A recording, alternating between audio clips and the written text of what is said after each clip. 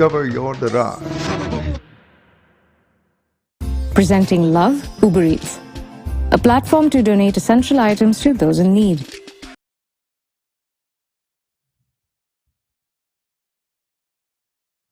Good evening, ladies and gentlemen, and welcome to another fantastic edition of Sitback with Shaq and Anu, coming to you live on Channel 1 on Dialogue TV and, of course, our YouTube platform on PodUp.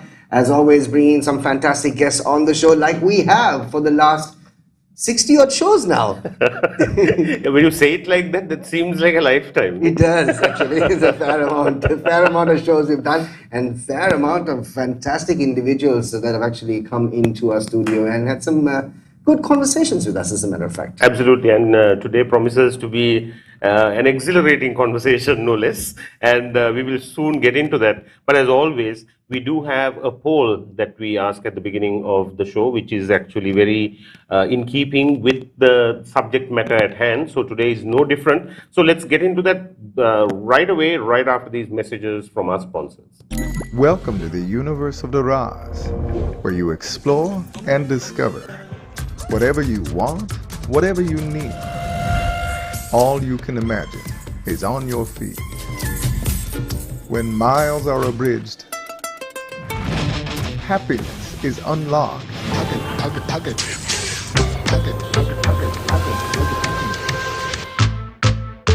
Discover your Daraj. A meal isn't just food. It's hope, nourishment, and love. And right now, we need it all. Presenting Love Uber Eats, a platform to donate essential items to those in need. Send preset ration packs on Uber Eats, and we will match every donation and deliver it with love. Corporate events, weddings, concerts, or simply getting fuel with the QR code. Let us help you take your big day to the world with a professional broadcast to Facebook, YouTube, Zoom, MS Teams, or your website at the most affordable rates. So give us a call and let's go live. PodHub.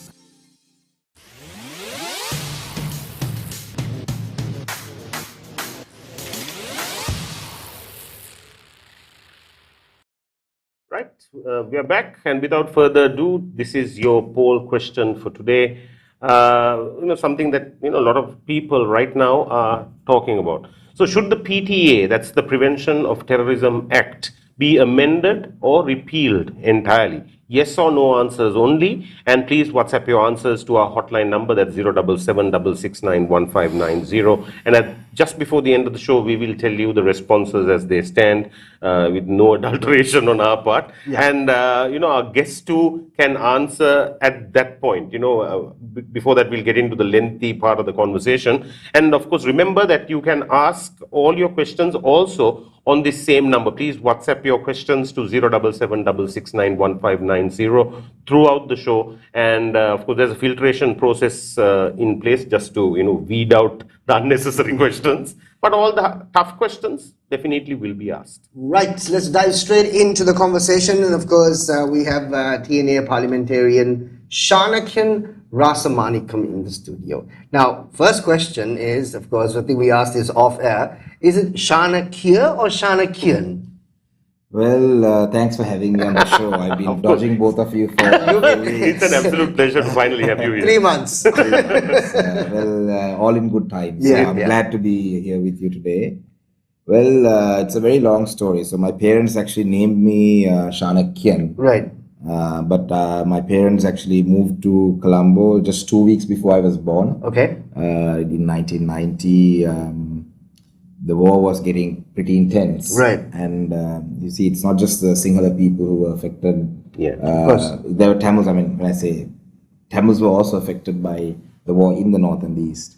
And my parents moved to Colombo, and then I was born in Vellavata. And then I think both my parents don't read or write Sinhala. So I think my birth certificate was written in Sinhala. So when the nurse probably, I don't know what happened, but this is the story that I have.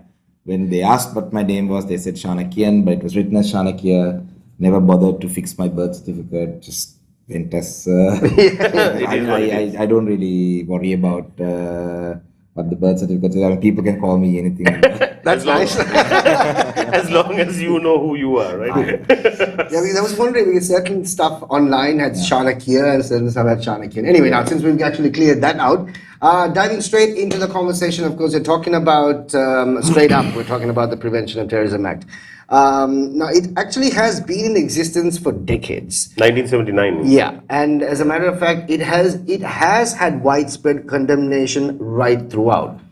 Why is it actually making such a big headline in the last few weeks?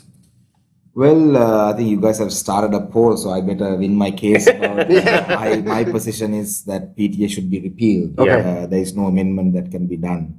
So I hope the poll counts for suggest the same, which means I've won my case. But well, PTA was brought in as a temporary act in 1979, so it's lived almost 43 years now. Right.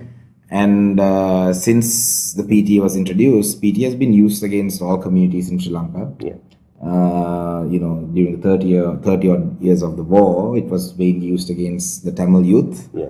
And then, during the 1988-89 JVP insurrections, it was used against Sinhala youth.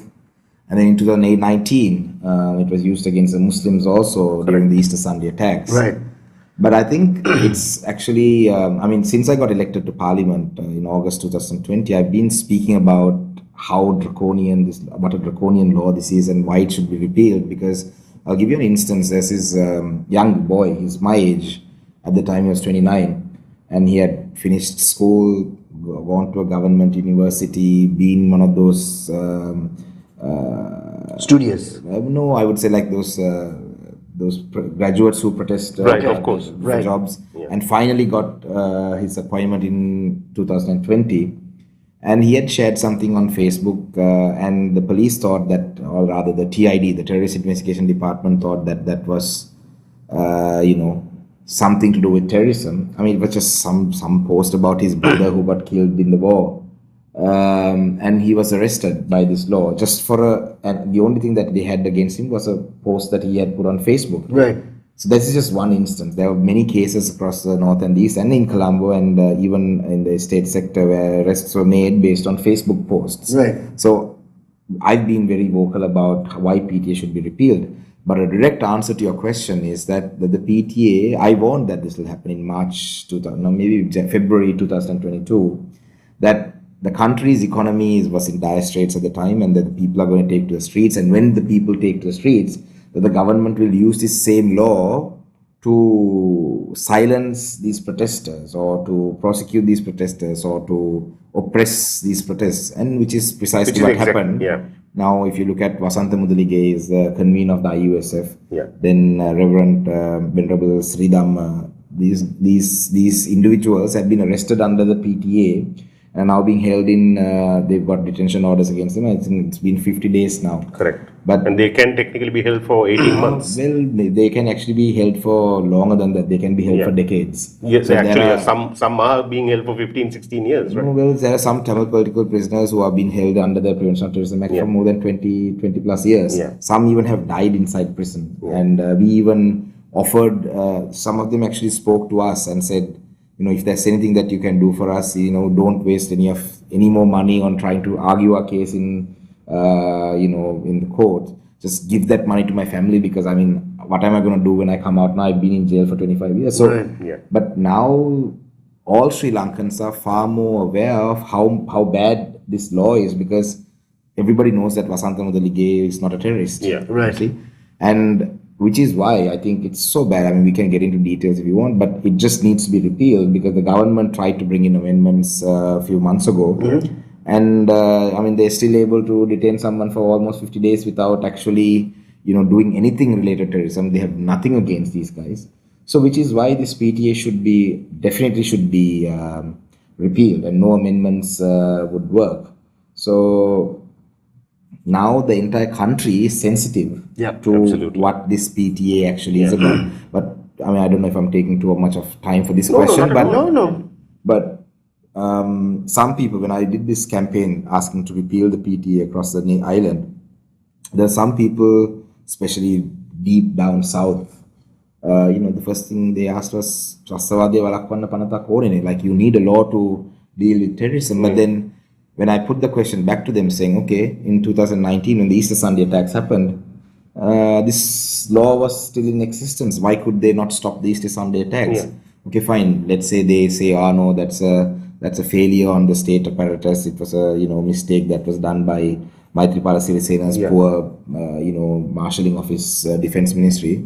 I mean, why hasn't this law been used, or why haven't they really found out who the main culprits were, who were behind the Easter Sunday attacks? Correct. 3 years after it's done, using this law, if this law was so important to deal with terrorism. So it's basically a law that needs to go, and we will continue our struggle, I would say, in our demand to get this draconian law repealed. Absolutely. But do you feel that, now there is more onus and focus on this Prevention of Terrorism Act, or the PTA, simply because Sinhala citizens have been affected, because this has been used to quell Tamil youth, Tamil journalists, the Muslim youth, and anyone, basically the minorities for the longest time. Right. And mind you, Shanakiyan, I'm sure you know this, that this act was debated just one day in Parliament in 1979, and it was passed as a temporary measure, obviously, but it has endured for 43 years. I don't think any other than our fundamental rights,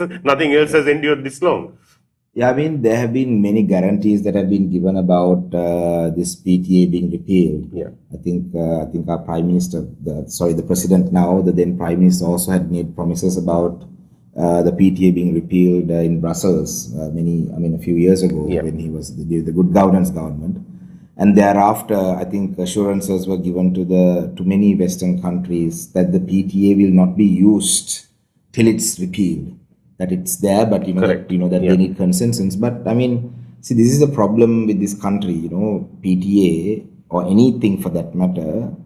All these commitments that ministers or people in charge give, all these promises that are given to not just Sri Lankans. Sri Lankans have been deceived and betrayed for decades and decades through one promise after the other. But even to the international community, they're just merely time-buying exercises. Right. Now, on my way here, I was just reading a news article where Foreign Minister Ali Sabri has said that the UNHRC, the UN Human Rights Council, has no mandate to speak about economic crimes. Now, is Minister Ali Sabri representing the government of Sri Lanka on behalf of the people? Or is Mr. Ali Sabri there to defend his client Gotabaya Rajapaksa at the UN Human Rights Council? Because does the UN have a mandate to speak about economic crimes or about the economy or not? Is not something that we should even be debating when we clearly know that Sri Lankans were dragged down that hole by the previous leader. So just like that, it's always been about buying time. It's always been about defending the culprits. It's always been about, it's never been about the people of Sri Lanka for those in power. And unfortunately, they continue to hold on to power in this country. And what's the government's view, though? In terms of government's POV, in terms of holding on to the PTA, from the government's point of view, what's the reason to hold on to the PTA when you have widespread condemnation, not only in Sri Lanka but around the world? What is so strong for them to actually hold on to it?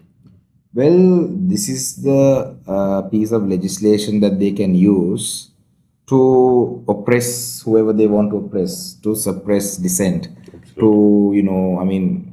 it's very clear that this government is going down the wrong path in terms of reviving our economy.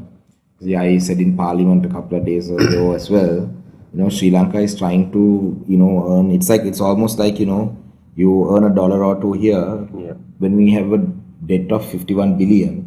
And cutting down our imports and and trying to encourage foreign remittances. Correct. And then bring in tourists. Those are only those are going to only fix our issues, like 10 or 15% of our issues. Right. What we need is a huge amount of foreign direct investment to come into the country for it to actually worry about. Or rather to even get out of this mess. So instead, the government is focusing on, calling the people who are behind the Galle Face protest terrorists, or calling them extremists, or they are trying to go on a witch hunt against them as distractions, I would say, without really addressing the actual issues. Right. So if they keep going down this path, the public, the previous protests, it was more so, people. I've seen people driving their cars, parking it at Shangri-La, and going to the protest, and then going for a drink to Shangri-La. I mean, I'm not saying that's wrong. I mean, at their level, right, they are able to do that. There's nothing wrong. But the next wave, if there is one, which is inevitable at this rate, is going to be the most, people who have absolutely nothing to lose. Right. So, see, they are going to come to the streets. I mean, already, I think today the price of a 400-gram packet of milk powder has gone up by 200 yesterday or today. Yeah. So that's, I think, about 2,240 or something. Yeah. And there's still shortages are still there as well.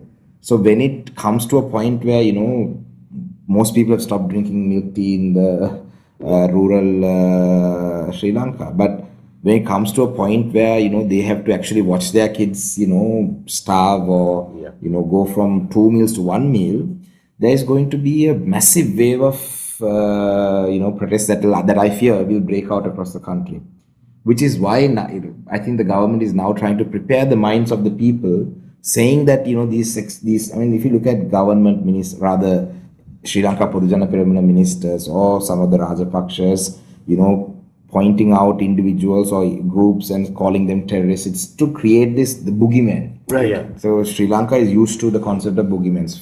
For the longest period of time, the Tamils were, the enemy of, the country. Yeah. Then, people got sick of that same rhetoric. I mean, since the 80s till 2009, after the war, people like, okay, we are sick of, it's the same story all over enemy, again. I mean, they are done. So, which is why they picked on the Muslims after that. Yeah. Then 2014 Aludgama attacks, or even, small isolated incidents before that, and to the lead up to that, and then the Easter Sunday attacks, the Muslim community was made the victim of this country. I mean, accusations of, having Vandakottu, absolutely. Vandapeti, Vandakottu. And now Dr. Shafi has been given his job back with repatriation of the entire salary and bonus. Compensation and all that, and which he has donated. He has donated it back to some needy person. Yeah. The person who went and did a fast on the Venerable Ratanathero is now still in Parliament, now they're trying to do some new Janasabha, something to cook up a new story. So this Aragale is now the boogeyman. Right. The people behind this protest. So I think the government's position, or the government's lack of wanting to get rid of this law, is because I think they feel that, you lock up like 3 or 4 or 4 people, 5 people, that you deter the rest.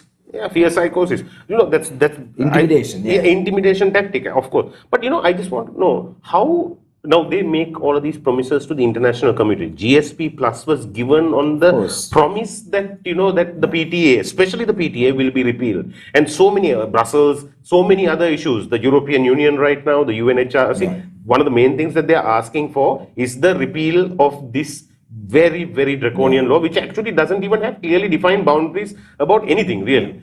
So how are they getting away with this, Shanakiyan? Because every time they say, "Api meka karna," then make carrot tala didi inno international community ekata meka karna, meka wenwa, then meka api hada inne. That's what they say every time, right? But now over so many years, and when did it first start? It's been about 5 years since I think first started the debate internationally to get rid of this damn law. But it's still around, and they're still getting away with it, and still getting the international concessions. Yeah, but are we actually getting away with it? Now you have to look at Sri Lanka's donors to Sri Lanka in terms of funding. Or we have gotten money through the World Bank program, or the food program, or the UN program, or the UNESCO, the UNICEF program. But have we really gotten when the a country that faced a civil war for 30 years, to rebuild the country, you see, the government of Sri Lanka got the assistance of all the Western nations to eradicate the LTTE based on the promise that the government will address the war didn't start in 1978. The war, rather the root cause. The root cause started since Sri Lanka gained independence. Right. I don't know if you're getting too deep into it, but I'll just no, it is what it is, because trust me, you're absolutely right. So in 1948, when Sri Lanka gained independence from the British, the diversity of how diverse this nation was in terms of our population should have been used as a strength. Yeah. But what was done was the exact opposite. If you look at the colonization schemes that started with the Galloya and Valioya water irrigation schemes, and even then the Citizenship Act, where Indian Tamils of Indian origin in the upcountry were denied citizenship. I mean, those people, even today, tea is one of our biggest, export earners. I mean, if I had been the prime minister at the time, I would have, looked at the estate sector and would have thought, okay, look, these guys are, bringing in so much foreign currency to our country, or bringing in money. How do we increase their productivity? How do we make sure that we bring more money through them? Yeah. But instead, we chase them out of the country. And if you look at the Sinhala Only Act, the government brought a Sinhala Only Act, and all the Europeans who were, we were colonized by, Western forces for 400 years. Yeah. Since 1505. So it's almost 400 and something years. So how could we use this? Whatever the Europeans who were there, how could we use them to, increase the Sri Lankan productivity? Instead we brought a Sinhala Only Act. And the Tamil people who were at the in the state services had to, they had no other choice to leave the country. So we had a brain drain there. Yeah. Right. Which is why, and today we complain about our administrative structures being so poor and how that. And you chase out, overnight, you chase out the structure that had been built up over 200 years. And then naturally, you're going to not have the same. I'm not saying the state administrative structure is, really bad today, that there's no one capable, but that transition, overnight, you look at the Galloya Value scheme, they have agricultural land across, the entire country. Instead of giving, percentage of the lands to the ones who lived in the district, look at Colombo now, you both of you, I assume, are from Colombo. Yeah. You bring 100,000 people from Batiklo tomorrow and give lands in Colombo. When both of you don't have lands in Colombo, you guys are going to say, what's going on? Right. So then you look at the university system, the standardization issue. You can get, out of 100, I'm just saying, out of 100, you do an exam, you get 90 marks out of 100 in Jaffna, and you can't enter university. Yeah. You get 85 marks out of 100 in Batiklo, you can't enter university. But in Monragali, you can get 50 marks out of 100 for the same exam. You get into university. Naturally, the youth are going to be frustrated about this. So after all this, and then also there's the issue of sharing power with the Tamil political parties. Where all these issues were not addressed for 30 years since independence, and then which is when the Tamil youth took up weapons against the state. And if you look at my party's leader, former leader, Mr. Amarthalingam, was also killed. And it's so because the youth were fed up and frustrated of the political system, because they thought, okay, negotiations and politicians can't settle this. So that is what started the war. And then in 2019, the war ended, the armed struggle ended, but some of these key questions about power sharing, etc., are still not addressed. Right. So in 2009, when Sri Lanka received assistance from all these Western countries, most countries, not just Western countries, China, Russia, all these countries, to militarily defeat the LTTE, Sri Lanka gave all these countries the assurance and the promise that these root cause would be addressed. Right? And from 2009 to 2012, which before this all this Human Rights Council pressure started on Sri Lanka, President Rajapaksa just thought, okay, just how he cheats or he betrayed the Sri Lankans or betrayed his Hambantota, how he could fool people from Hambantota giving his false promises. He thought he could fool the international community. Sadly, by 2012, the international community figured out, right, okay, these guys are not, they're not delivering. They're just, just talk, no work. So, which is why, we ended up on the agenda of the UN Human Rights Council. So why I'm getting there is, all these false promises that are broken. If you say, how do we get away? How does the government get away? We haven't gotten away with it. We've only gone deeper and deeper and deeper in this hole. By not addressing it. Now we are in 2022, right? And, in 2020, when former Foreign Minister Dinesh Gunawardene was there, he said, look, we don't want to deal with the UN, we'll see how... It's almost like, just like a street fight. Absolutely. Game Chandi again. Game Chandi, balamu api, but little do they realize that, this has an impact on Sri Lanka's economy. So why I said since 2009, if you look at the funding after 30-year civil war, when all these countries, supported Sri Lanka at the time, if they had addressed some of these issues, this Sri Lanka could have thrived on foreign grants, foreign aid, foreign money. I mean, most of the money that we got was for demining, resettling the people who are displaced. But then the government is holding on to people's land in the north and east. So international community says, okay, give that man his land back, give those people their school back. If you want military land, go and take land where there is no public land. But hasn't the foreign minister actually said this, the UN, that almost 90% of the lands have been given back? Why? What about the 10%? Absolutely. This is not minister's land. Absolutely. Who will see to hold on to? Would you agree if your land is part of the 10% to say, okay, 90% given? I mean, my land, I want it. Right. My ancestral land. It doesn't have to be private land that's on your name. Yeah. It could be the school playground that you used to play on that is now kept for military, for the military to do their, annual, parade. Yeah. Once a year they use that grounds. Whilst the school kids look at the grounds but have no access to it. Right. I mean, why should that 10% be an issue? So this is what I'm saying. So people like the current foreign minister, he should understand that this is my take. Yeah. He should understand that he can't be Gotabaya Rajapaksa's lawyer and Sri Lanka's foreign minister. He has to choose one or the other. Yeah. So this entire defense about we are spending public money for Ali Sabri to go and defend Gotabaya Rajapaksa committing economic crimes or his cronies. So we haven't gotten away. Like the answer to your question is that no, we haven't gotten away. We've only gotten ourselves deeper and deeper and deeper in trouble. And tomorrow might be, getting ourselves in further trouble. Absolutely. If they go on with this, this thing about this macho, attitude about, we'll see how. Absolutely. Okay, who's the big dog kind of question here? And something else that I want to ask you was like the PTA is obviously contravening some of the fundamental rights that are enshrined in the Sri Lankan constitution.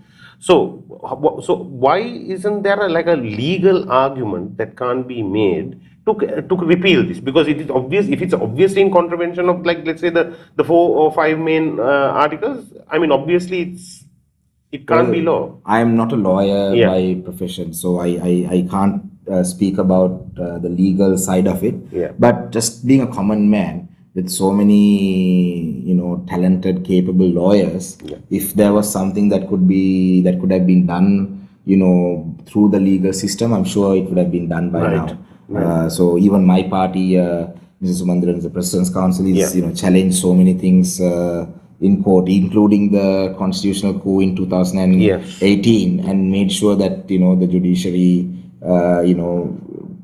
actually fought that case so that Sri Lanka's democracy prevailed. Would have really done something if there's something that could have been done through the legal system. But see, these are different. I mean, just for some of our audience to sell my case as to why it should be repealed and not amended. I mean, in normally, if you get arrested by a cop on the road and you're taken to a police station, so the khatauttare, the first information report or whatever, is not evidence that can be used against you in court. Correct. But under the PTA, they can do that. Yeah. It's just that the senior police officer, some senior ranking police officer has to do it.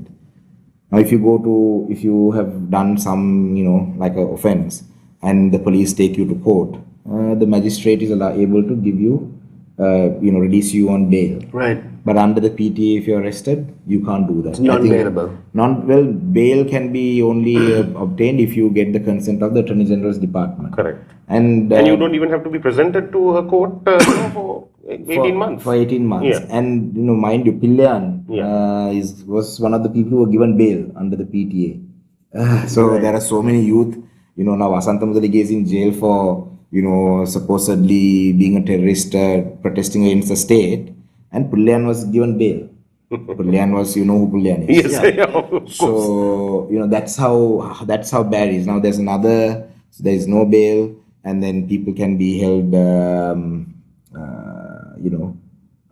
the confessions are absolutely extracted under torture. And there have been documented cases of people who've actually had the bodily evidence to prove that they have been tortured, and they have in fact said to the international media that our whatever confessions were coerced out of us. So that's why I'm just thinking, Shanakiyan, no, okay, make අපිට විසඳගන්න බැරි ප්‍රශ්නයක් නම්, if the majority is like that so oppressive, why isn't the international community, which we actually heavily depend on for everything, not just aid, even for our trade, if they say, okay, you know what, 100% tax getting slapped on everything that's coming out of Sri Lanka, what do we do? Well, see, that's a very interesting thing. See, now representing the Batiklo district in malnourishment, Batiklo is number one between the first three districts. You slap economic sanctions on a country like Sri Lanka, the most vulnerable people like my constituency are also going to be severely affected. So I mean, there is always at what cost do you yes, it's a very difficult choice to make. Do you worry about a few hundred people getting arrested under PTA and to push for economic sanctions against Sri Lanka, thereby 2 million children starving? I mean, both are wrong. Tough pill to swallow. So the devil and the deep blue sea, that's for sure. Which is why we also, we push as much as we can. But the government of Sri Lanka also knows, all right, okay, you want to do that, you want to deal with, you'll be responsible for this. So this law, right now, I feel that this law, now look at this new rehabilitation centers thing that they're going to bring. Something that we need to actually talk about. The rehabilitation bureau. Now, if they bring something like that, now that is worse than the PTA. Right. The government are, akka penla nangi duna something. They say, I no offense to the akka. It's no reason why the akka should be. Just a comparison, not a sexy statement. Not a sexy statement. It's just But likewise, they'll say, okay, we'll get rid of the PTA and bring this. So it's another name, just another name. What is that? What is the rehabilitation bureau that they're talking about? What does it? Is it the PTA inside that, coined differently, worded differently, and a few more, I suppose, clauses added into it? Well, I've been following a lot of, people, when I say people, a lot of people who are very well read on these matters, what their position on this, and I've read it myself, is that it's almost like a concentration camp. Yes. Wow. That's the best way to explain it, I think. I mean, very simple terms, it will be like a concentration camp where people are being rehabilitated. So we don't know what sort of rehabilitation that will happen. And it's very vague, people with extremist views, people with extremist ideology, people with terrorism. And this Prevention of Terrorism Act, when I went to, once this youth was arrested in Batiklo, and his mother called and said, my son was taken to the police station, can you... And she said they're not police officers from Batiklo because they know, if it's a police jeep or whatever, it looked different. Can you help? So I rushed to the police station. In fact, my security who's here is also one of them who accompanied me. We went to the police station, and the police OIC showed me, he said, look, this is not something to do with me. This came from Colombo. I've been asked to do this. It's beyond my whatever. And then he showed me the act and said, Yam Hekin ත්‍රස්තවාදය ඇති වෙයි ඔබට සැක හිතේන මත්තරමකට කතා. So it's so vague. Absolutely. I mean, who defines who a terrorist is, who defines what. So what terrorism is. So now this IUSF is IUSF, and the SYU have still not given up on their key demands of accountability and system change and reforms. And it's not just that people, it wasn't about Gotabaya Rajapaksa going home, it was about that entire system of, corrupt, the system needed to change. So we have actually the Gulf-Face protest or the protest around the country, in terms of reform, we have not achieved anything yet. It's just that our power cuts are down to 2 hours and 20 minutes because we had enough rain. And we are using hydropower, and because we are probably purchasing fuel at higher costs to run the diesel generators, and there is steady supply of litro gas. There is to a certain level using QR codes. There is fuel. Correct. So people have forgotten what this entire protest was about. But is that only Colombo, Shanakiyan? Because a lot of my friends around the country say, gas is not that freely available here. Fuel is not that freely available here, or lots of essential things. So Colombo seems to be covered. So was it a fear of like the Colombo liberals kind of getting onto the streets? That kind of No, I would say, with these fuel shortages and so on, I think people have actually cut down on their spending. Of course, People have There's stopped no their choice. travel. I mean, now there is now even somebody. I mean, initially I touched on it a little bit. Our figures for exports have grown. I saw some ministers saying our exports have increased. What has happened is that the value of the product has increased. I mean, the cost of the product has increased. Our volume of export, the quantity of what we export hasn't increased. Right. So it's not real growth. Right. And so we are getting more and more expensive for export. So what will happen is, our clients who buy things from us will find cheaper alternatives and in a few years, rather a few months, our exports will crash again. So I think the shortages in Colombo also, without shortages, I think I haven't done an in-depth analysis on it. I know people have cut down on travel. People who used to have never been on buses are now managing on buses. And look, going on a bus, most people, including myself, I would love to get on a bus and come from Batiklo to Colombo. It's just that the bus leaves at 10:30 at night from Batiklo and gets to Colombo at 3:30 in the morning to Vellavatta. And how do I get from there to my house at 3:30 in the morning? Right. If we had like some subway or a tube or a railway network, once you get off from the bus, I'd be more than, so convenient, it's safer, it's stress-free. And cheaper. Yeah. But so I'm not saying that, that, oh God, people who never took the bus are taking the bus. Public transport has not been, made accessible or viable. Yeah. So this is why the shortage is there. But this rehabilitation thing, coming back to I think we the main point. Absolutely. Tour. The rehabilitation thing is because just that we haven't really achieved anything that the key demands of the Aragalaya. So only the IUSF and this, why you see them on the ground still. Right. They haven't given up. They're still holding rallies. They're still holding, events. So you get hold of a group of, a few hundred of these fellows. You put them into these rehabilitation centers. God knows what's going to happen in those rehabilitation centers. And, so this is all gearing up for the inevitable crash of the economy that is going to get worse. So this is all like in anticipation of that, having all the, you have all the mechanisms to suppress counter it when it comes. So, we should all get together and we should, in the high security zone gazette that came up, while we were doing our repeal PTA signature campaign, we said, look, if you don't, withdraw this gazette, very soon we'll take to the streets with another petition asking you to withdraw the high security zone. And President has taken it back. Yeah. We really appreciate that because, of course, it's, that's a request. Just like with that, we would like to urge the President to remove this. And mind you, this is not just this President.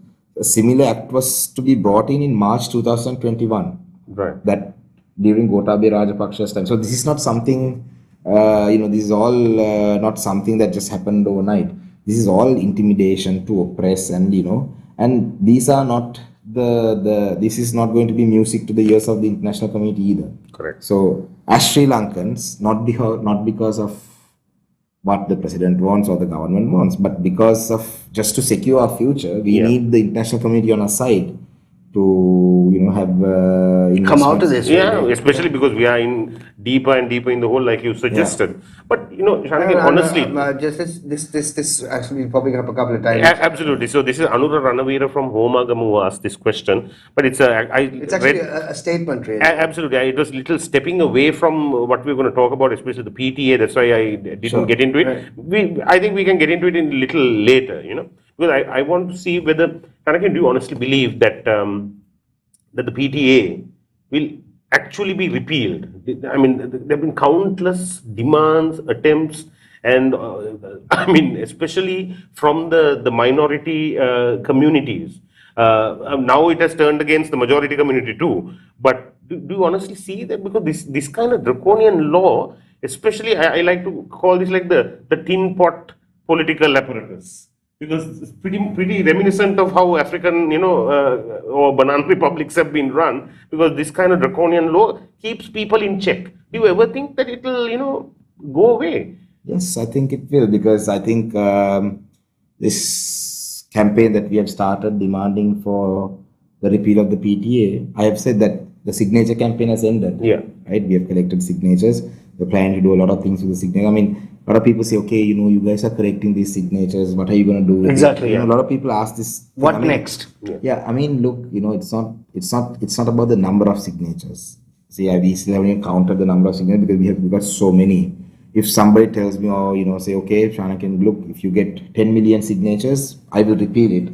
I will make it the mission of my life to get those 10 million signatures. But this is more of an awareness campaign. Right. Taking it down south, taking to the west, to the north, to the east, to all parts of the country, educating people on this law, how bad this law is.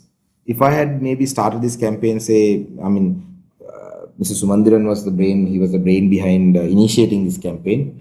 So we both did this together. So if we had decided to do this campaign, say, a year and a half ago, or say in August 2020, I don't think the South would have been even receptive to hear us. Yeah. Right? So, we've made progress, Right. which is what I'm saying. We've made progress, right? So people say, okay, what about the number of signatures? What are you going to do with it? Collecting the signatures is the hard part. Yeah. Once you have the signatures, you can do all sorts of things. Right?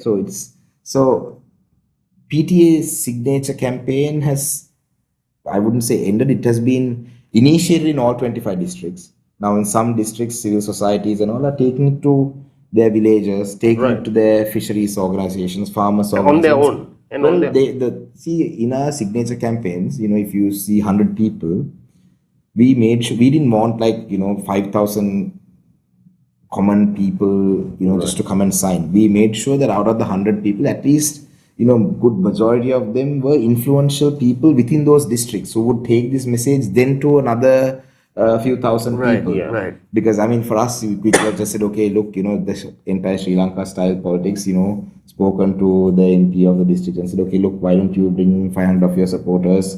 And then they'll put, the caps with their names and the numbers. And then come and sign it. We didn't want that. Right. So we wanted organic crowds to sign it. People at the bus stations or the polar would come and sign it. So now these signatures are being collected throughout the district. So we don't want to stop them. We don't want to say, okay, look, now you have to end this.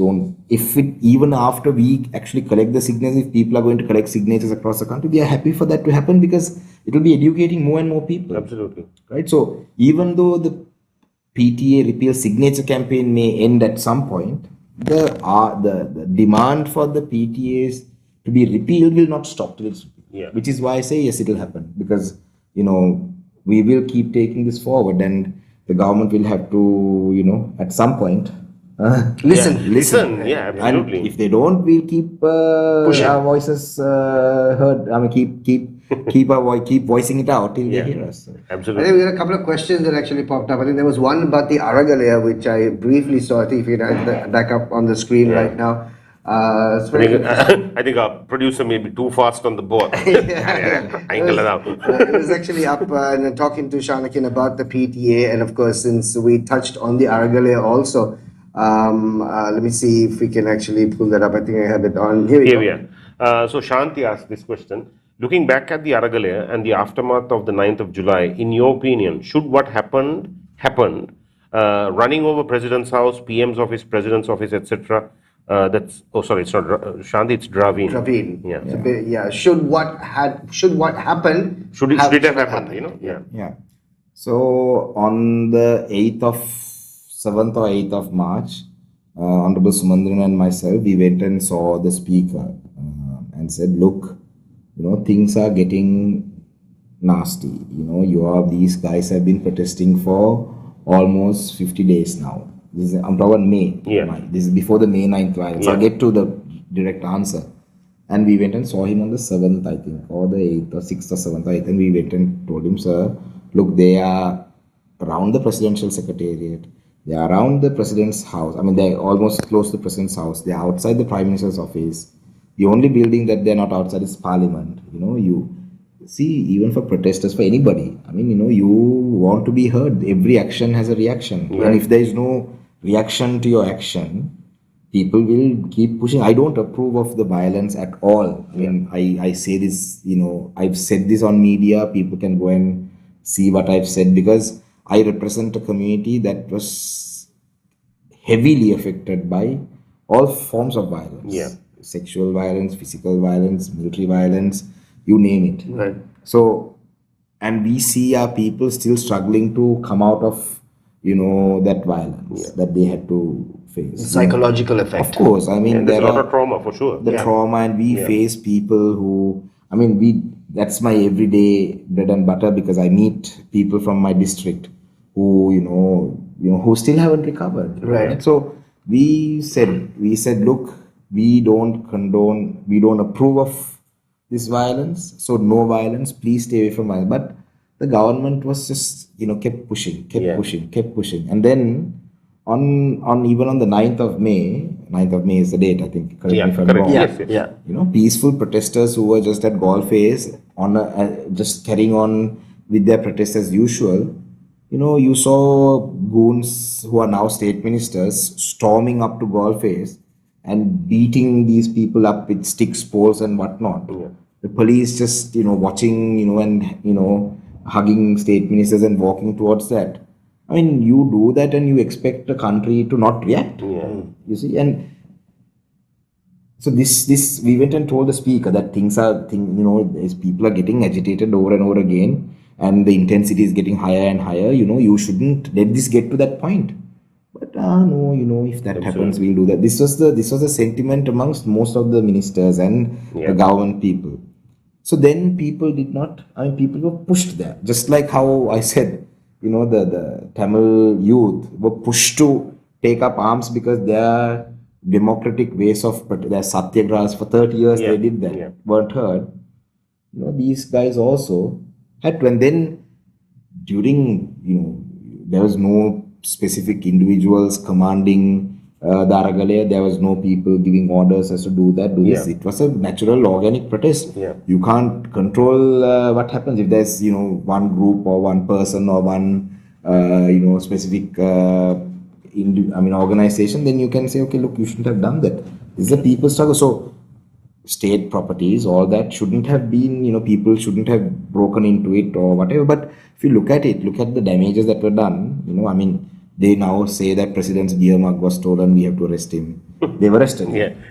Some man stepped with the president's flag, he's been arrested. Some man has been arrested for sleeping on president's bed. You see, if you really talk about damages, it's about, going and smashing these things. I mean, yes, true, these ancient buildings, have been, the wear and tear has been too much, all that is true. I don't approve of the actual people storming into that and occupying that for so many days and whatever. But I think you can't really call that destruction either. If it was destruction, it would have been. Then it should have been burned to the ground. I mean, burnt or things smashed. I mean, there's few tables are broken. Yes, those are wrong, but I don't approve it. But at no point do I approve any of the violence that happened before the peaceful protesters were attacked or after the peaceful protesters were attacked. Right. And but with this burning of these houses, I mean, if you look at it, I mean, how did they get the petrol to burn these houses? Absolutely. And when nobody had petrol. How did they burn them so efficiently? It wasn't like comprehensively burned. We are sitting in this room. It was not like if it was not a job done by professionals, it would have been like very different. And so I have my doubts about what actually happened. And just like the Easter Sunday attacks, we may never find out. Absolutely. Although there are reports, investigative reports running into thousands of pages, none of it has been, it has been effectively quashed. Yeah. So direct answer is no, I don't. But it's not a yes or no kind of answer. You have to look at it from, from the perspective of the protesters and from the government. And what they were pushed to. I actually saw one of your tweets, Shanakiyan, just a couple of days ago. I'm going to put that up on the screen right now. And we'll read the tweet and basically ask the next question on that. It says the government should focus on rebuilding the economy instead of trying to suppress the youth, calling for accountability. Police are seen arresting IUSF members, and of course, at Kiribati, a short while ago, it's a picture that you've actually put up. Now, the thing is, what do you want what do you want the government to actually do in terms of course, you need to move on also. You need the economy to move on. But if you have continuous protest that's going on, what do they do? Does the government push the economy forward, or do they take care of the protests at first? I'm sure they're also at a bit of a loggerhead at the moment. Yeah. So this is actually the video of Right. that man, the monk being dragged away. Right. So this is the video. I can't show it to the viewers. I can WhatsApp it to you later. This is at the IUSF protest that happened in Kiribati. Yeah. I can even share you all the documents. Now, the IUSF is demanding that Vasantha Mudalige and the other two that have been detained under the PTA, they are saying, okay, look, you've had them for 50 days. Yeah.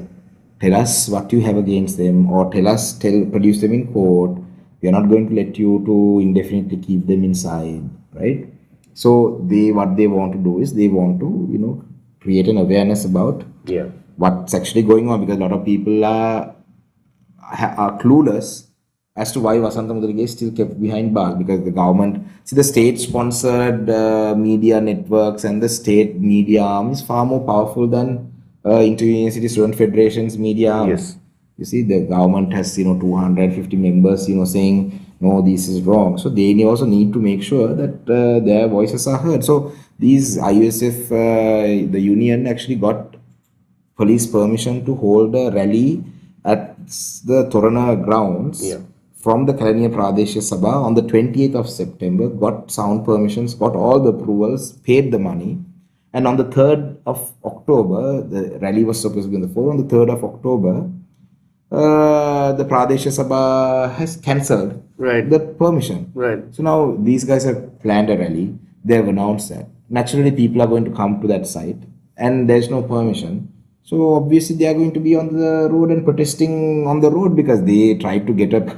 You cancel their permission, and then what do you want them to do? Just stay at home. So these protests happening, it's you can't suppress it. Right. It's not these are not political rallies. If you say, okay, the SJB or the JVP is, doing these rallies, demanding all that, we can speak to them and say, look, this is what you want to do, but this is a very organic group. They are doing it on their own. So absolutely, and they're very passionate about Of course, and a lot of people say, look, these Antare fellows are blocking the road, my God, traffic.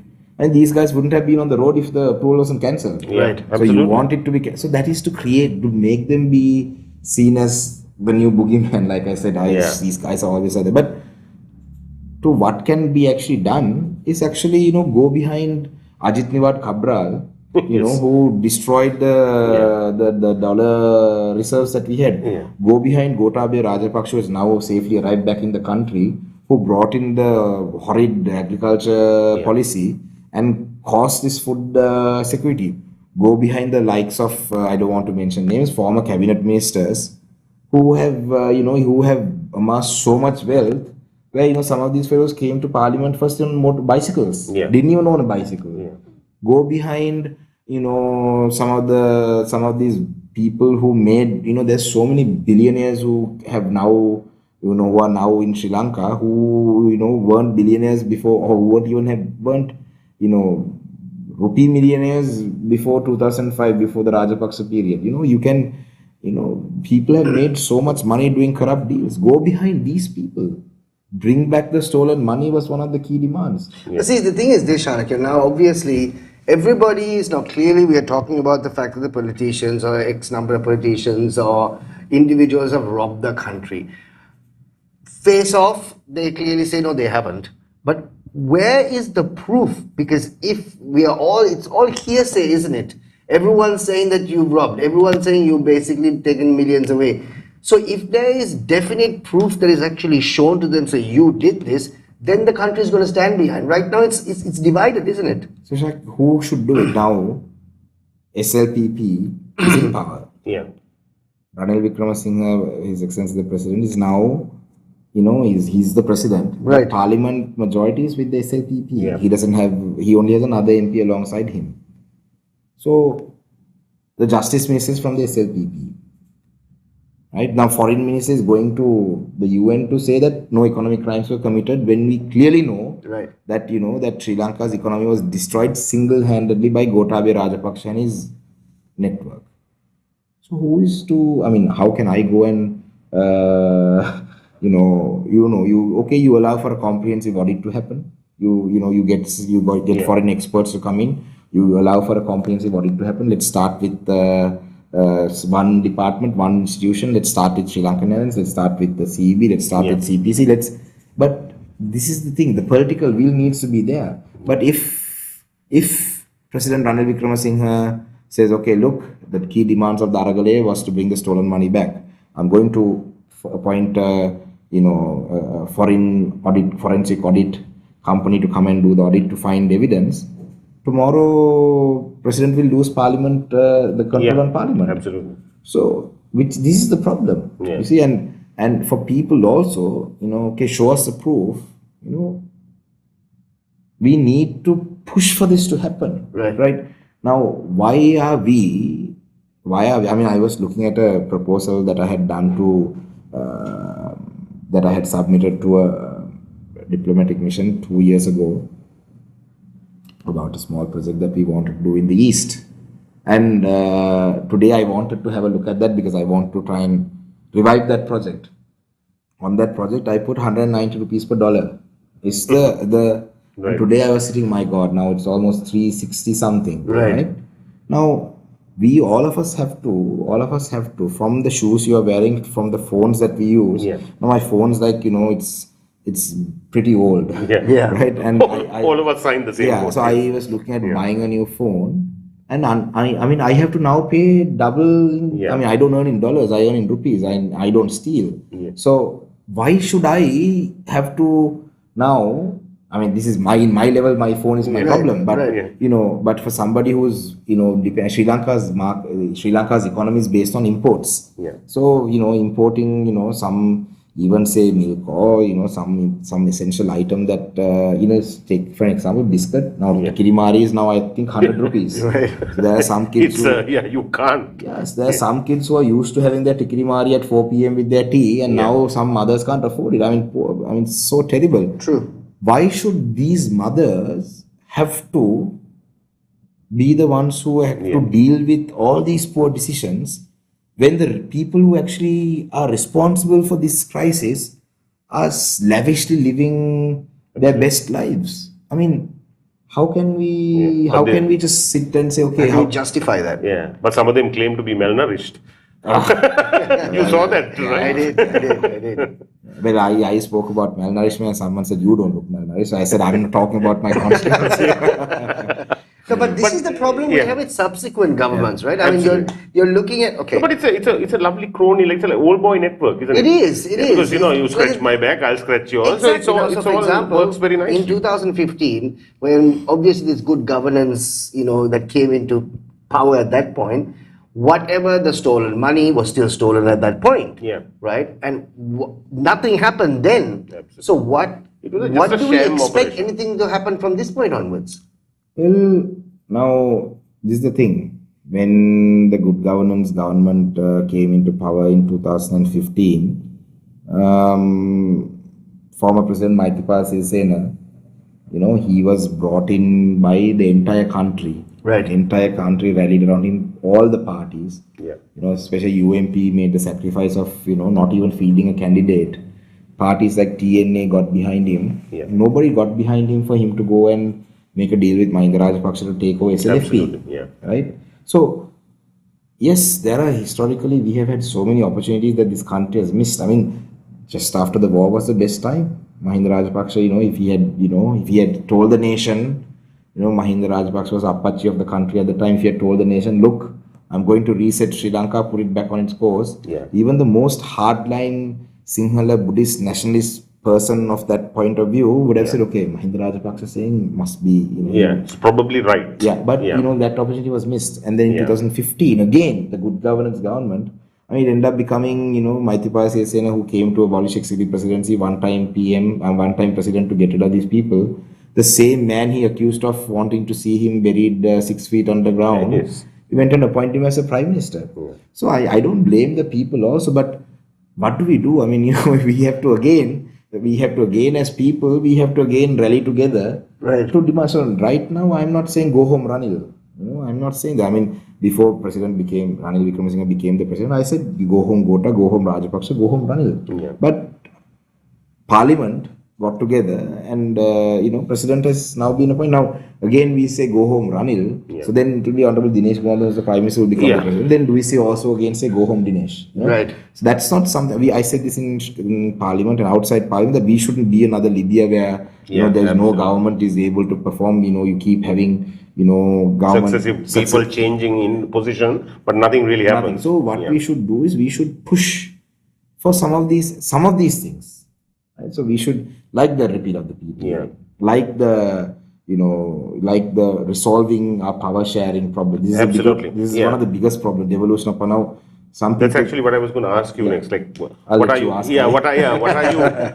are you looking for, and in what order? Like repeal of the PTA, then proper federal system of government, so that power is properly devolved and the aspirations of all minorities and the majorities addressed. Well, if you ask me what order, I think what we need is, first, there are so many new constitution models that, that documents that have been prepared in Parliament. Right. Pick up all these models, get all the parties together. That president can do that. Yeah. I mean, if president was genuinely talking about bring a new constitution, it was genuine. Now this Jana Sabha thing is just a scam. I mean, it's a eyewash, because the national government didn't happen. Now Jana Sabha. So instead of that, if and the thing is, can you trust the SLPP fellows? I doubt it. Because they have the most to lose. They have the most to lose, and they have the numbers. Yeah. Right. And agree on a new constitution. Right. Agree on these issues. Agree on how we work out our human rights issues. How we face that without trying to go and act like a thug at the UN. Just understand the realities. Right. And then agree on this, and then put it in front of the people, put it to the people, go in front of the people, put it to the people, ask for have a referendum. Yeah. Abolish executive presidency because that needs a referendum. Yeah.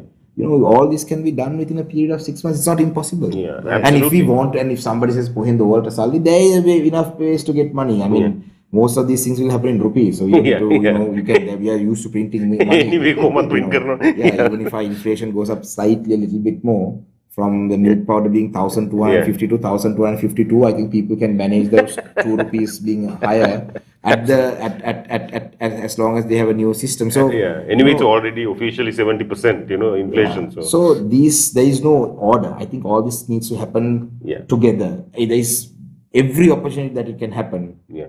But unfortunately, the majority of the SLPP MPs now, if you say go for a parliament election now, they say not Saline. They say api me paratamai parliament to palani partave, and this even the little amount of money that some of these now, if you look at SLPP's MPs, some of them, I mean, this is not just a dig at them. You can go and check their backgrounds. They take their CVs, their resumes, and look at their qualifications. They've all been local council members, Pradesh Sabha, then graduated to local councillors. I mean, local councils mayor or like a chairman, and then provincial council, then being there in the provincial system, then to parliament. So it's been a very gradual progress. Some of them have come from Pradesh Sabha chairman straight to parliament. Right. Now at Pradesh Sabha levels, the corruption starts from rupees 5,000. Okay, I'll give you this permit, 5,000. Give me that permit. I mean, we hear these things all the time. I mean, there are local councils that are controlled by the TNA in the north and east also. So we hear, some of these.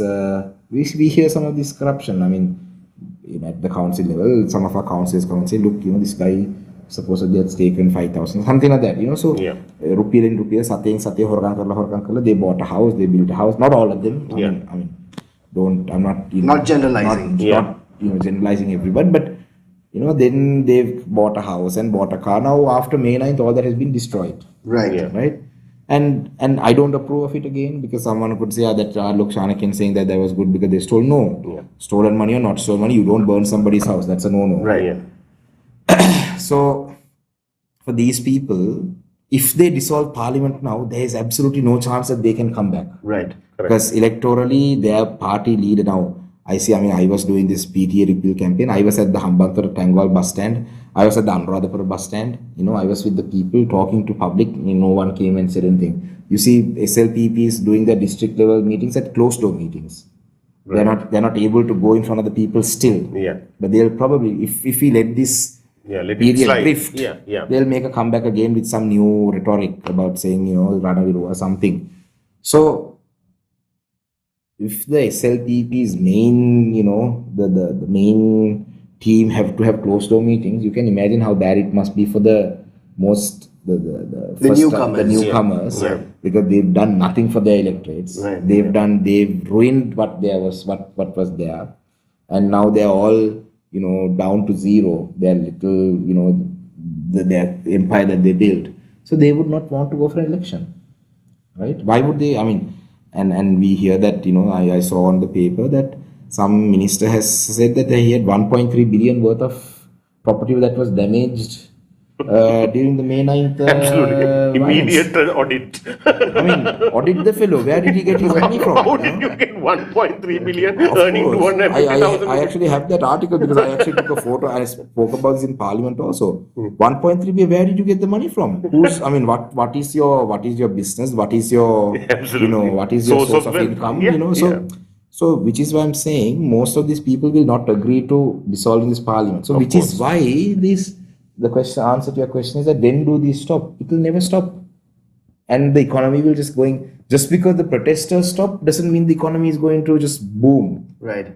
Tourism is still in decline. Absolutely, absolutely. The tourism numbers are very poor. Year on year, when you analyze, actually they are in decline. I have the tourism numbers for the first 9 months in comparison for the last 4 years. They haven't. We are really bad. So tourism. 2,119, 2.1 billion, 956 million. In 2020 was 27 million. That's the first year of COVID. Yeah. And then we're still at 1,086 this year. And we are almost in July. And if somebody says that the Easter Sunday attacks was the primary reason for the tourism starting to fail, no, it was not. It was the October coup that happened. That's when political instability was there in the country. Nobody wanted to come. Right. And even the 27, where in 2020, Gotabaya Rajapaksa just out of nowhere, laughed. I'm sure everyone's seen that video of him laughing and saying, that video, the man just locked down the entire country for 3 months without absolutely no plan. When there were 20, we should have done it more systematically. And then when the country should have been locked down, he didn't lock it down because he wanted the Port City Commission passed. And then he also wanted the 20th Amendment. Yes. In September, they passed 20th Amendment to the Constitution to make him powerful again. 2-3 days later, they locked down the country. If they had locked down 3-4 weeks before, 20th Amendment may not have happened, but we may not have lost that many lives. We may not have ruined our economy. So, look, You seem fed up. Well, it's like I know you're trying to make something, do something, but it's a brick wall everywhere. Exactly, that seems to be what you are going through right now. It's like, what the hell do I do now? Where do we go? What do we do, sort of thing? And you're very vocal about the current incumbent president. Tarhad. Not at all. Not at all. Tarahak, why? I have nothing against president. Not a personal tarah, but I just thought that as a citizen of the country. I just thought it could have been, a lot different. But it's done. I don't want to, do a post-mortem on, we are probably should be closing our show soon anyway. Actually, before that, Shanakiyan, there's a question that actually popped up. That was Shanti, I think. Just to so that it is addressed, because I think it's a very interactive program. We haven't had a lot of questions. We had so many questions that we couldn't actually turn stand towards that. Apparently, there are over 45 Tamil prisoners locked under the PTA, some ranging from 12 to 15 years. That's been in jail, right? My question, what is the TNA doing? Cut the talk in Parliament and work towards getting those youth released or rehabilitated? Their parents are eagerly waiting for them. That's Shanti who's posting that. Well, Shanti, I mean, I'm not going to be rude, but look, Shanti, please tell me what you think I could do in terms of working towards getting them released. I will follow your advice if you have a if you have a way, and if there's something that I could actually do. I mean, parliamentarians are sent to Parliament to debate and to voice out opinions in Parliament. So if you want me to cut the talk in Parliament, then I should probably resign as an MP. Yeah. I wanted to. This is a joke. I mean, I'm probably gonna get people are gonna take me apart for saying this, saying look, this guy's arrogant or whatever. I mean, it doesn't matter. This Swamiji says about this man who has a tea shop. So the man who he runs a tea shop, and so at the tea shop, when you go sit outside the tea shop, this is in India. The guy who runs a tea shop, says about, Joe Biden should have done this in this country. Yeah. Shanakiyan he should cut the talk in Parliament and actually do something. Yeah. And then the guy who was listening had a sip of the tea and he said, yeah, you should probably learn to make tea better because, his job of making tea doesn't know how to do, but knows, what else everyone else should do. But look, I mean, jokes aside, we have been at every given opportunity, we have pushed for the release of the political prisoners. And out of the 45 Shanti, around 22 of them have been convicted. And the only way that they can be released is through a presidential pardon. Yeah. And we asked the president on the 8th of August when we met him, just after he became president, 8th or the 3rd, to consider releasing them, because President Gotabaya Rajapaksa actually said that the orders were ready, but that he didn't have a justice minister to sign the orders. Correct. This is what he told us. Yeah, right. So we told the president, Gotabaya Rajapaksa said, these are ready, can you do that? So we actually thought that the president would release them, at least conditionally, like when they released Ranjan Ramanayaka. I mean, that process was followed. So against Ranjan, I'm not saying that Ranjan shouldn't have been released, don't get me wrong, but we tried that. Yeah. But that it can be done. That's what you're saying. Yeah. And didn't former President Gotabaya Rajapaksa release a number about 80? About 17, I think, were released, and out of the 17, I think most of them were anyway at the end of their term. So it was a few months, and out of the 45, the others, they have to expedite their cases. Yeah. That's a judicial process. So we've been pleading with the government to expedite that. I have done most of the things that I've done. I have even gone on a hunger strike demanding that these political prisoners should be, token hunger strike for a day. Yeah. I have walked from Ampara to Jaffna over 7 days, and one of the 10 demands was the release of the political prisoners. So I think if I was to cut the talk and do something, please Shanti, I'm all ears. I want to hear what you have to say that I can do differently. Because I'm not saying that you don't, that you may have some idea that will help them. But I think actually Shanti is also coming from a point of utter frustration, waiting. Probably a mother, I'm just saying, absolute frustration. What do you do if this is your child who's in 15, 16 years in jail without going in front of a judge and not being convicted of anything, Longer than 15, 16 yes, years you also. said, absolutely. And I think there's some case also where I can't remember if he's still inside or outside. I think he still is.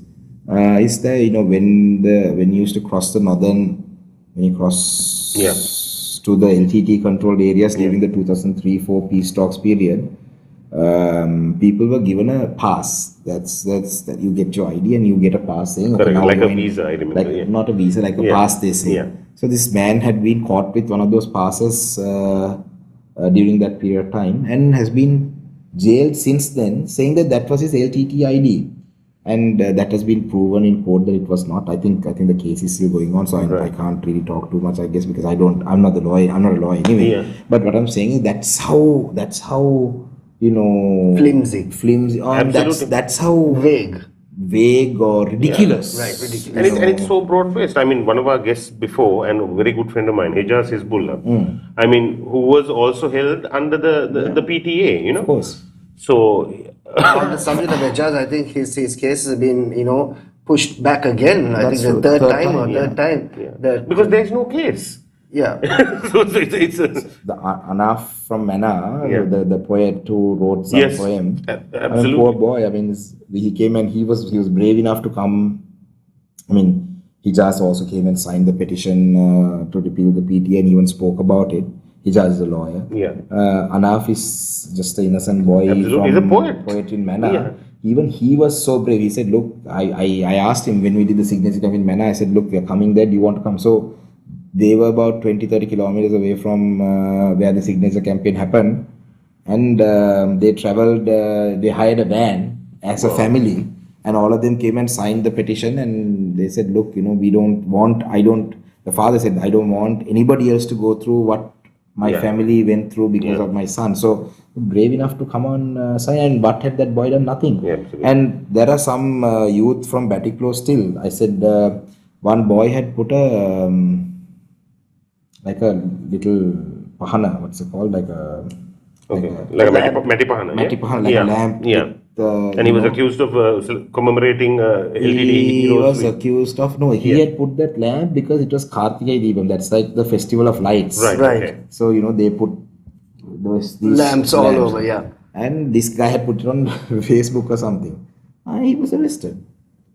Yeah. So This is absurd. So this is why PTA should be repealed and not amended or it can't. You're absolutely right. Cannot exist in any form. Yeah. It has to go. And I do hope that I just hope elections roll around soon.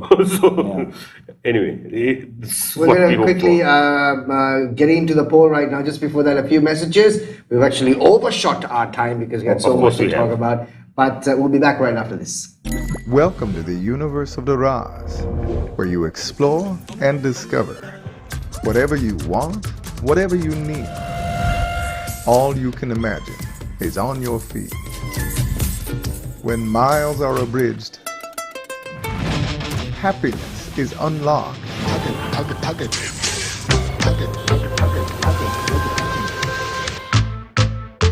Discover your Daraz. A meal isn't just food. It's hope, nourishment, and love. And right now, we need it all. Presenting Love Uber Eats, a platform to donate essential items to those in need. Send preset ration packs on Uber Eats, and we will match every donation and deliver it with love. Corporate events, weddings, concerts, or simply getting fuel with the QR code. Let us help you take your big day to the world with a professional broadcast to Facebook, YouTube, Zoom, MS Teams, or your website at the most affordable rates. So give us a call and let's go live. PodHub. Right, we are back. So today's poll at the beginning of the show was... Which was the entire show. Which was the entire show, was this. Should the PTA be amended or repealed? Yes or no answers only, and you were supposed to WhatsApp your answers to hotline 077-669-1590. And here is your response. Let me quickly say 67% say the PTA should be repealed. yes. I would honestly thought it would be about 95%. I was hoping I should have sent another couple of. I should have used my phones to send two messages also. Yeah, but I think. But the thing is, this Shanakiyan, I think I'm worried about the 33%. Yeah, that's what I was about to I'm say. thinking, From where we were, because obviously the PTA was predominantly, like I said, prevention of a terrorism act for just the terrorists that we had in Sri Lanka at that point. Lots of people don't actually understand the intricacies of the PTA. No, they don't want to understand. Nor have they actually taken that initiative when to it doesn't understand. impact you, why would you be interested? Exactly. It's some random Tamil youth or some random Muslim youth that's been jailed. You don't know them, you don't know their name, you don't care. It doesn't but when it matter to you. happens to you, when it comes knocking on your door, now suddenly you care. So I'm just wondering what needs to happen for the remaining 33% to get convinced that the PTA, I mean, what the dickens needs to happen? Anyway, I think, like I said, we just overshot our show. But Shanakiyan, thank you so much for coming on. Pleasure. Pleasure. Thank you very much. It's an absolute pleasure to chat with you. Likewise. We will start working on having him on the show next time from now. It's not that hard to get. No, it wasn't. Thanks so much. Yeah. Thank you, ladies and gentlemen. We're done with the show for today. Remember, we got one last show coming up for this week. That is tomorrow. Absolutely. Trust me, you'll all be high as ever with tomorrow's guest. You'll see what I mean. Take care. Bye-bye. Have yourself a good night, everybody.